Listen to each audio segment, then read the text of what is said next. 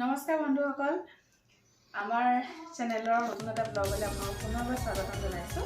মই আজি দেখুৱাম বুলি ভাবিছোঁ মই নিজে কৰা কিছুমান হেণ্ডক্ৰাফ্ট, কাপোৰ বা আৰু তেনেকুৱা ডল বিভিন্ন ধৰণৰ বস্তু মই বনাইছিলোঁ এটা সময়ত। তেতিয়া আচলতে বনাব তেনেকৈ ইমান সময়বোৰ নাটনিৰ নিচিনাই হৈ গৈছে, কিন্তু চেষ্টা কৰিম আকৌ বনাবলৈ, আপোনালোকক দেখুৱাব চেষ্টা কৰিম।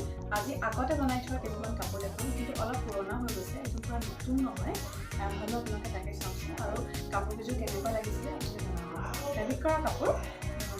প্ৰথমটো হৈছে এইযোৰ, এইখন টচ মুগাৰ চাদৰ হয়।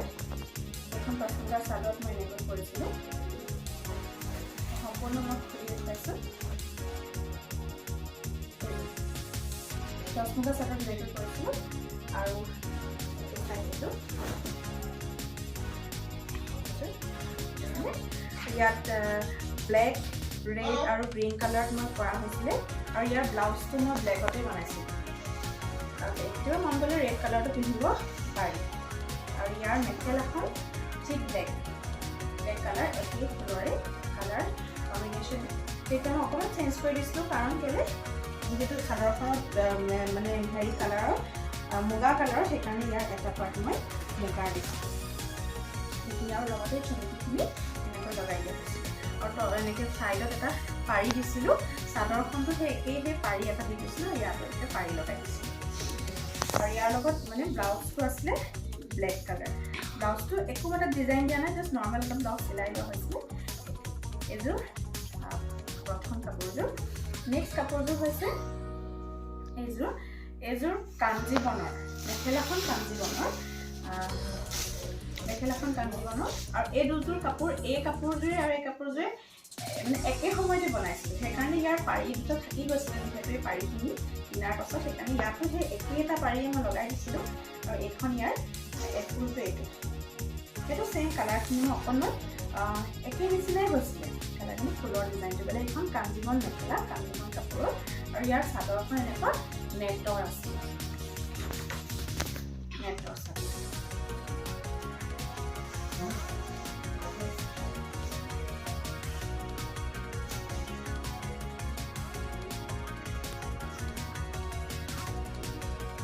নেক্সট কাপোৰযোৰ হৈছে এইযোৰ, এইখিনি মই খান কিনি আনিছিলোঁ। এইখন টচ মুগাৰ নহয়, এইটো কি কাপোৰ বুলি কয় মই ঠিক নাজানো, কিন্তু সেই সময়ত এই কাপোৰটো খুব চলিছিলে।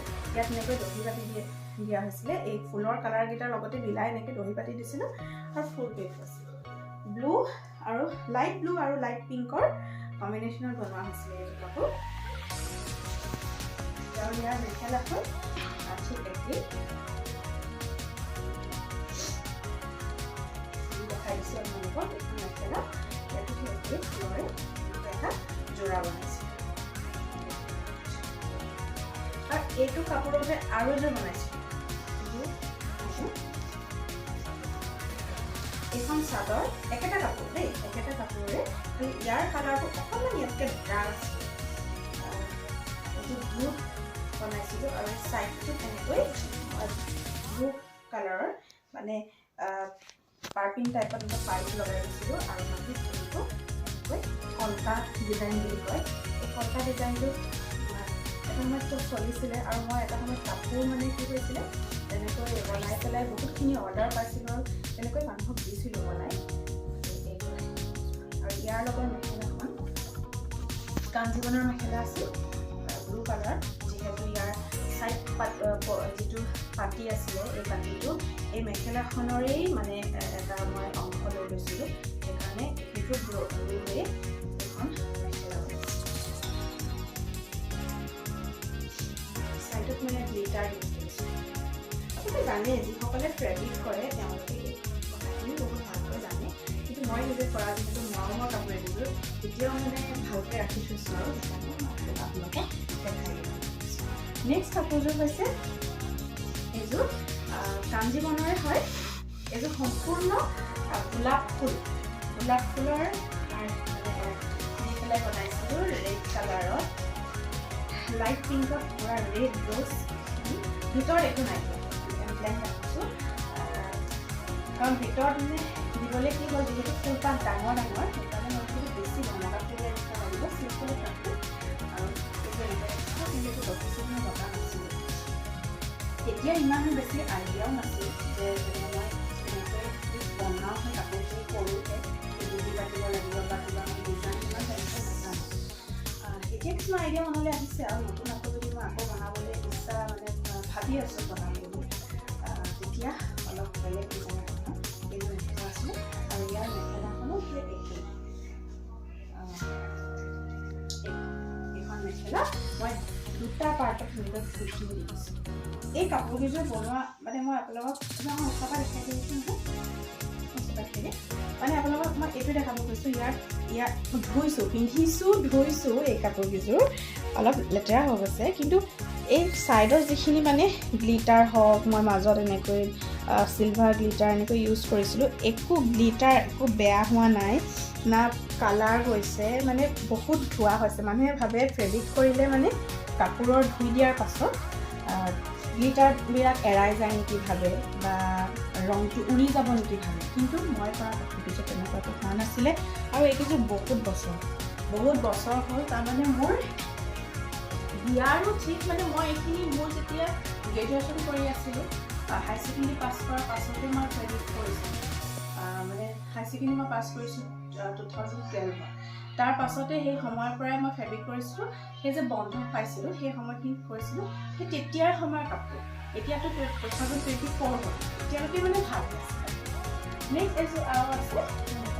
এইযোৰ কৰিছিলোঁ শুদ্ধ বগা যিহেতু কেতিয়াবা মানে কি হয় নামঘৰ যাবলৈ মাক কৰি দিছিলোঁ নামঘৰ যাবলৈ মাৰ কেতিয়াবা প্ৰয়োজন হয় বগা কাপোৰ আৰু তেতিয়া মানে মায়ে এনেকৈ যিহেতু মই সৰুৱে কৰি দিয়া কাপোৰযোৰ পিন্ধিবই মানে ভাল পায় কৰি দিছিলোঁ মায়ে কিয় মৰমত ৰাখিছে বাৰু পিন্ধিও তেতিয়া মাজে মাজে এইযোৰ শুদ্ধ বগা তেনেকৈ এইটো এক্সট্ৰা পাৰি এনেকৈ লগাই দিছোঁ এক্সট্ৰা পাৰি মই পিংক কালাৰত এনেকৈ লগাই দিছোঁ ইয়াৰ ছাইডত আৰু এইখিনি এনেকৈ কলকা ডিজাইনত আৰু ছাইডত এনেকৈ দুটা পাৰি দি পেলাই এইযোৰ কৰি দিছোঁ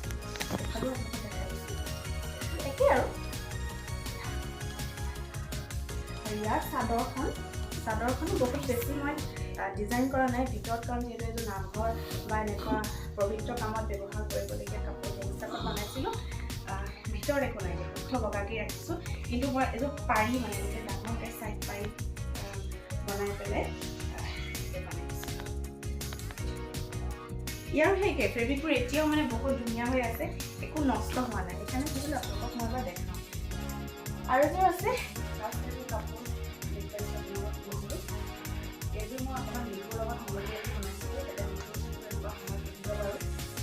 জাপি ডিজাইনত কলা আৰু ৰঙা জাপি বাকীখিনি এনেকৈ দুটা দুটা জাপি দিছিলোঁ পাৰি দুটা পাৰ্টত আৰু ভিতৰত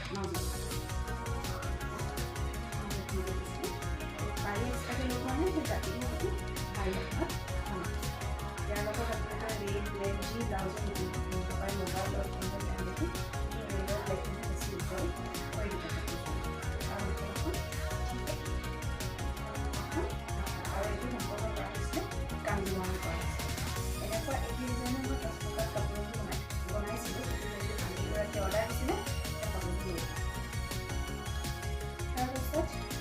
কাপোৰ ইমানেই আছিলে আৰু কেইটামান হাতেৰে বনোৱা বস্তু দেখাবলৈ ভাবিছোঁ সেইকেইটা হৈছে অকণমান লেতেৰা হৈছে দেই কাৰণ পুৰণা হৈছে যিহেতু মোক কৈছোঁ 2012 চনতে বনোৱা যিখিনি বস্তু হাতৰ কামবোৰ 12 চনৰ পৰা আৰম্ভ কৰিছিলোঁ মানে পুতলা এইটো এটা পিংক কালাৰ কুকুৰ আকাৰ এনেকৈ বনাইছিলোঁ এয়া চাওকচোন লেতেৰা মৰিয়া হৈ গৈছে ইয়াক ধুব লাগিব তাৰপৰা আৰু এটা আছে এইটো দিয়ে এইটো এনেকৈ ৰঙা আৰু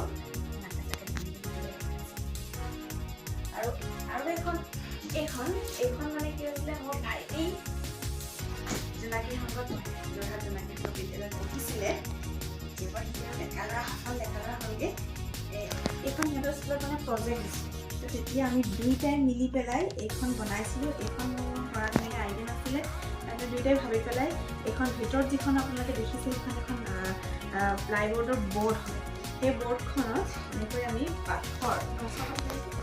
পাথৰ সৰু পাথৰ সেইখিনি এনেকৈ আঠা লগাই বেলি আকাৰত এইখিনি মানে ভুল হ'ল বাৰু এইখিনি ডাঙৰখিনি আচলতে আমি এইটো কালাৰ দিব নালাগিছিলে কিন্তু চিলভাৰ কালাৰটো পোৱা নাছিলোঁ সেইকাৰণে এনেকৈ বনাই দিছিলোঁ আৰু এইকেইটা হৰিণা এই ছাইডত যিবোৰ দেখিছে এইবোৰ ৰছী মানে কি সূতা আছিলে নহয় সেইটো সেই সূতাটো এনেকৈ ছাইডত বৰ্ডাৰ হিচাপত দি বহুত কষ্ট আছিলে এখন বনাওঁতে তো তাৰ ওপৰত কালাৰ কৰিছিলোঁ বাৰ্নিছ কৰিছিলোঁ সেইখিনি কৰি ধুনীয়াকৈ সজাই গৈছিলোঁ কিন্তু মানে দেউতাই এইখন ইমান কষ্টৰে দেউতাই কৰা দেখি ভালকৈ আৰু মোৰ কাৰণে কষ্ট কৰি কৰা দেখিছিলে এইখন কি কৰিছিলে এনেকৈ ফ্ৰেম কৰি বনাইছিলোঁ হাঁহা দি গ'লোঁ এইখন ভাল ধুনীয়াকৈ মই ফ্ৰেম কৰি লগাই থওঁ কিন্তু এতিয়া আপোনাক দেখাবলৈ শুনি আনিলোঁ সেয়াই আছিলে মই নিজে কৰা বস্তুকেইটা দেখাব মন গ'ল কেনেকুৱা লাগিলে জনাব আৰু আকৌ পুনৰ এই কামবোৰ মই আৰম্ভ কৰিম নাই